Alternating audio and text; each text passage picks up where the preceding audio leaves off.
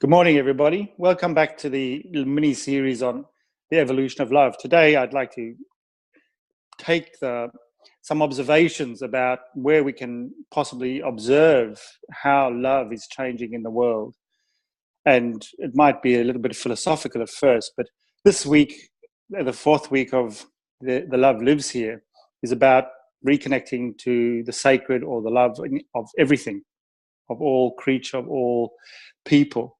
And if we look at history, especially in the English-speaking language, we really only use one English word for love, which is love. And we have to borrow other words for love. And if we go to the original language of Greek, where many of those words come from, they had at least 4 words for different levels of love. The first level was sorge, which was the love of your nation or your tribe. And that then had another level within it or above it, which was eros, which we know is the sexual or the mateship love between two people. And above that, we have the word philia, which we use quite a lot, such as in the city of Philadelphia, which was the founding of an altruistic community trying to find a new utopian city, which means the love of one's brethren. And then we also have the highest level called agape or agape. And I'd like to just explain that word a little bit because it means the divine love or the love of the divine. And it is actually the final picture given to us in the teachings of the mystical Christ on earth, just before the end of the Gospel of John, which is the most poetic and metaphorical and mystical of the writings. He asks, "Do you love me?" And in English, he asks this question 3 times, and we use the word love, love. But actually, he's saying, "Do you love me?" with agape. And his disciple says, "Yes, you know I am your friend," and uses the word philia. And eventually, in the third question, the Christ says, "Are you my friend?" And he realizes that the humanity in his disciple is not yet able to access this agape. And that's part of setting the course, so to say, for the next time, is to develop from pure friendship to agape, finding the divine love. But with each time that this question's asked, 3 times it is asked, there is a commission. When you say, "Yes, I do love you as a friend," or "I love you as with the divine love," is to tend to the sheep. That means look after the community, look after the community. If you love with a divine love, the commission of our humanity is to look after community, the community of people and the community of the world. However, we tend to project this word agape onto human beings, the anthropos. The philanthropy is another word that we use when we love our humanity and want to make our capacities available to help human beings be creative and succeed in the world. But I would like to suggest that there's another possibility emerging. And if we look around, there are new words emerging for love. And one of the ones that has caught my attention recently is biophilia, which means the love of life. So it's being promoted as a 5th level of love above agape, or at least emerging out of agape or a subset of agape. It doesn't matter which way you look at it, but there's a real recognition that there is this capacity in the human being of biophilia. And if you want to know what biophilia means, the quickest way to look at it is look at a baby's face or a young animal's newly born face or a blossom. And the feeling you get when you see new life, you recognize something common in all of that.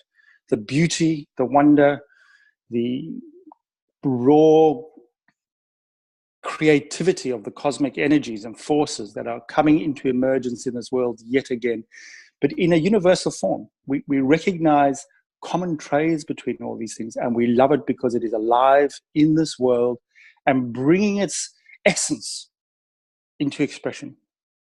And this is something where we then will find the impact. The real impact is that if we look at a small bird being born, or a mineral that has grown, it's out of its life of the earth for thousands of years, and we can love it, we will no longer be able to see it as a resource. We will no longer be able to rest still or be peaceful or unhappy when one other person or one other creature on the earth is suffering. That is part of the future, is we will be restless until we have this emergence, this evolution of love, that all is well and healthy in the earth. That is a driving force in this evolution of love. I know it's a very altruistic and idealistic kind of picture, but it is very important for us to try to feel this emergence that, one, we can love ourselves, two, we can love the other, but thirdly, we need to love the other, the emerging spirit, the divine spirit within each thing that we meet,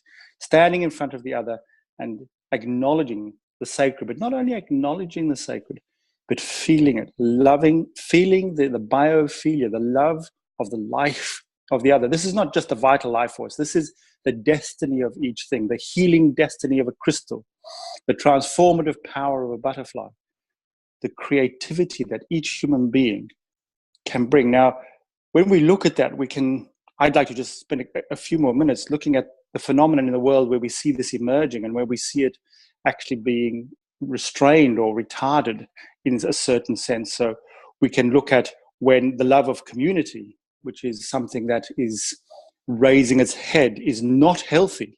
When we try to entrench ourselves in community, all sorts of isms come about where the love of the community is no longer about love, but the imposition of a philosophy of a particular group of people, often leading into warlike and aggressive-like behaviors. Even the love of the other is where an individual can overpower another individual in the name of love. They love them so much that they have to control them. And we can see a lot of one-sided or negatively one-sided expressions of community or individuals, and then also the love to the earth and the environment around us. If we love the earth so much, we just use her and destroy her and utilize the resources within her with no recompense and no consideration of what future communities may have. That is a negative side of this emerging sense of connection to the other, where it becomes whatever ism you want to call it, and we know that there are a lot out there at the moment.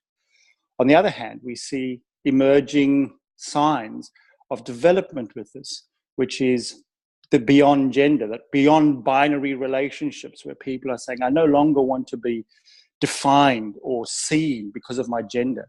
Meet me because of my mind, my creativity. Meet me because of my life. Love me because you like who I am, what I'm doing, and how I interact in the world, not because you see some potential gender relationship. There's a real push in the world at the moment, and right around the world, we've got all these movements where people are saying this is no longer okay, no longer tenable to keep relating with gender-based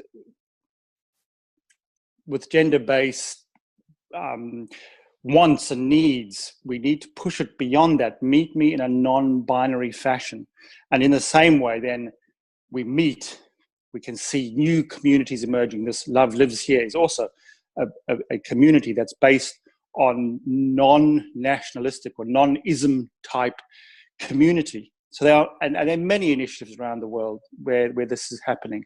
But we all need schooling. We all need encouragement. We all need the support. And the true support is this evolution of love, I believe, where what we give to each other is the heartfelt yesness, a heartfelt blessing to stand in our authentic self, but our authentic self that wants to bring our life, our creativity, our gifts, and be able to express our limitations and our fallings and ask for the community to help us face them, to mirror them to us, and help us develop them into higher capacities of virtues and more capacities we can do so. So not just an altruistic bring your best part to the party, but also in humbleness, bring those bits that still need work upon, and let us create an open vessel for you to to acknowledge them and work upon them. These, I think, are all signs of community processes, organization processes, where the warmth of community and the processes within the community show this evolution of love, developing out of these new forces, which goes beyond agape, not just the divine and a transcendent, altruistic expression of otherness, but really an embodied in-life love for all levels of this wonderful planet that we live on. So it would involve, like the Blessing of the Waters initiative that we have, the singing to the mountains, talking to the trees, making sure that we ensure that the environment is there and healthy for the future, so that further capacity, I believe further capacities will evolve that we don't even understand the beginning of, where our biophilia will develop into the capacity to bring forth wonderful new technologies and wonderful new community and transform nature into its true self. So that is my hope and wish for the evolution of love. And this Love Lives Here initiative over these 4 weeks is a really wonderful seed towards planting that in the hearts of each other. So for me, the evolution of love is about taking our philosophical and our intentions right into action. So compassion is always love in action. So for me, the evolution of love would go beyond compassion, beyond biophilia, into forms that I know not yet how to explain. And hopefully we can all get inklings of that as we work together on the earth. Thank you. I've really enjoyed giving these presentations for the Evolution of Love mini-series.